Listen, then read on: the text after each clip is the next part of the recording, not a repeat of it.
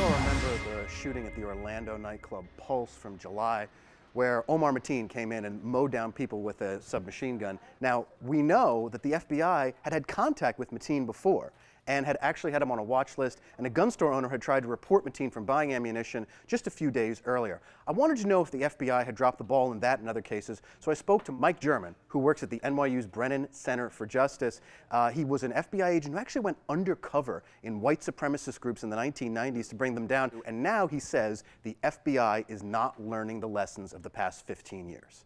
This see something, say something program develops so much work that are mostly false leads. So you're training your agents to believe, I just have to get this interview done because I have 5 more cases I have to do this week. Mike actually has a somewhat radical idea of the best way to fight terrorism.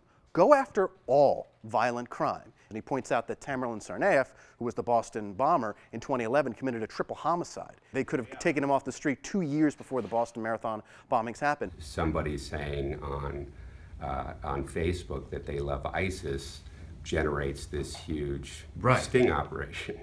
Not that we can necessarily ignore that person on Facebook, but let's focus on where somebody is actually doing real harm. Mike says that the difference between terrorism and violent crime has a lot to do with the way that it's addressed. It threatens the powerful, right? Okay. World Trade Center, Pentagon, where most violent crime doesn't, right? That happens in neighborhoods that the powerful typically don't go to.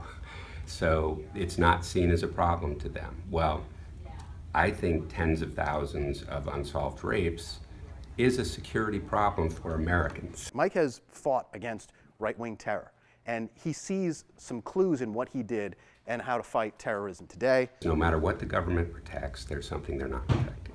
So all you have to do is keep doing little things, but it will make the government look weak, which will make them react stronger and stronger against every attack, creating more and more grievances. At the same time, you can continue to strike, which shows their weakness, and that's how the government undermines itself.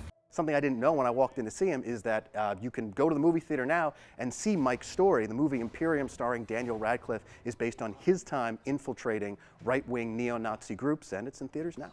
The gem in what he's saying is that everybody, when there's a terrorist attack, looks at the big guys. Look, the president. Oh, the presidential candidate. They'll solve this. And what he's saying is, it starts at the local level. You have to investigate violent crime. That means it's the cops who have to do a better job. It means the FBI agents have to do a better job. You can't just look at Trump and say, oh, he'll solve everything. It starts at that level. It's the agent out in the Midwest who said before 9/11, hey, these guys are taking flying lessons. Maybe we should do something about that. That's the agent that's going to stop the next terror attack. I agree, but part of that comes with a conversation of, how we, political correctness and how everybody's on edge and guarded, and I think a lot of these guys need to be more empowered. Following the evidence, you're not profiling. You're doing the right thing investigatively.